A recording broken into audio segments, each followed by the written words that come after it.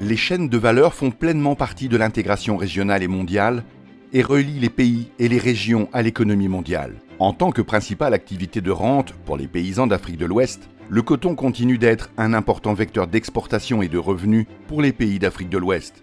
Les interventions de ITFC dans le secteur du coton se concentrent sur des aspects cruciaux du secteur, des intrants agricoles à la transformation, au conditionnement et à l'exportation du coton.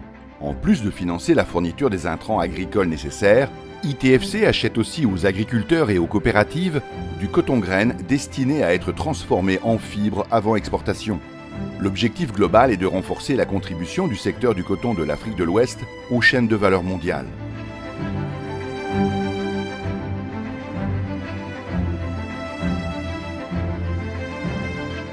Dans une coopérative, vous pouvez trouver en moyenne 30 producteurs. Et ces producteurs dans un village s'organisent pour créer l'union départementale. Parce qu'une union peut avoir plusieurs villages. Union départementale. Crée l'union provinciale. Dans une province, il y a plusieurs départements. Et on a au niveau des départements 177 unions départementales. Et les provinces, on compte 28 unions provinciales. C'est ces 28 unions provinciales qui se sont réunies en assemblée générale et créent l'Union nationale des producteurs de coton. Aujourd'hui, on est à 12 membres. L'Union nationale est dans tout le territoire du Burkina Faso. À la fin de chaque campagne agricole, les bénéficiaires de la campagne de l'année suivante sont sélectionnés minutieusement par les fédérations de coopératives en concertation avec les sociétés cotonnières.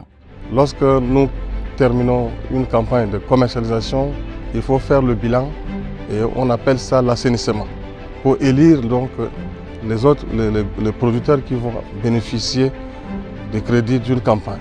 La campagne commence ainsi avec la collecte des besoins des agriculteurs, avec un mode de gouvernance qui permet de favoriser le succès de la campagne et de mieux gérer et prévenir les risques. Pour le groupement, on regarde vraiment votre niveau, votre capacité. On calcule ça sur une moyenne de 3 ans pour vous octroyer le crédit. La campagne passée, ce que vous avez produit, la campagne suivante, ce que vous avez produit et votre prévision, on regarde, on fait la moyenne et on vous donne le crédit. Une fois la liste des agriculteurs bénéficiaires arrêtée, les sociétés cotonnières distribuent les engrais et les intrants et la campagne est lancée. On commence à recenser les planteurs qui veulent être dans les cercles et cultiver le coton. Et après la validation, on retient la liste bleue et on rejette la liste rouge.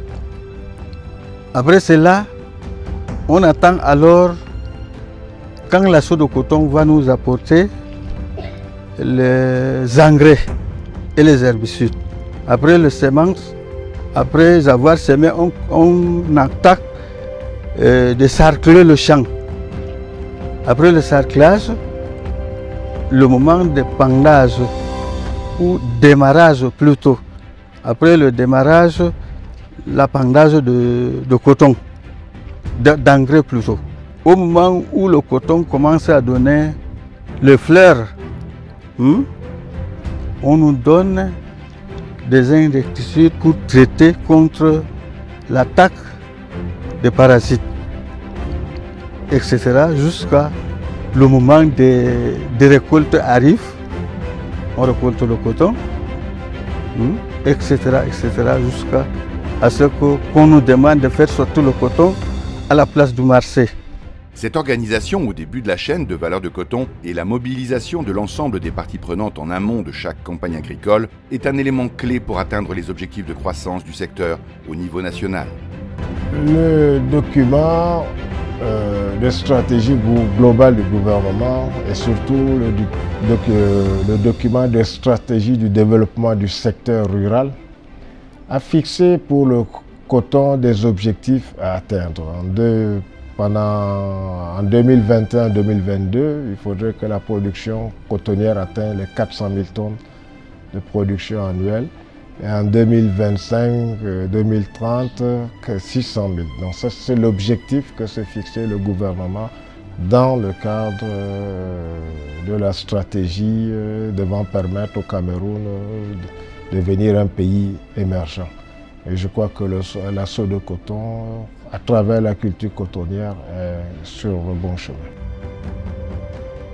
Alors que les chaînes de valeur du coton en Afrique de l'Ouest continuent de se développer, les pays voisins et des régions entières peuvent bénéficier d'un cercle vertueux de croissance durable et de prospérité à long terme. Aujourd'hui, l'Afrique de l'Ouest se classe au 6e rang des régions productrices de coton au monde, avec près de 5 millions de tonnes produites. ITFC a approuvé 21 opérations de financement dans le secteur du coton dans la région, notamment au Bénin, au Burkina Faso, au Cameroun et en Côte d'Ivoire.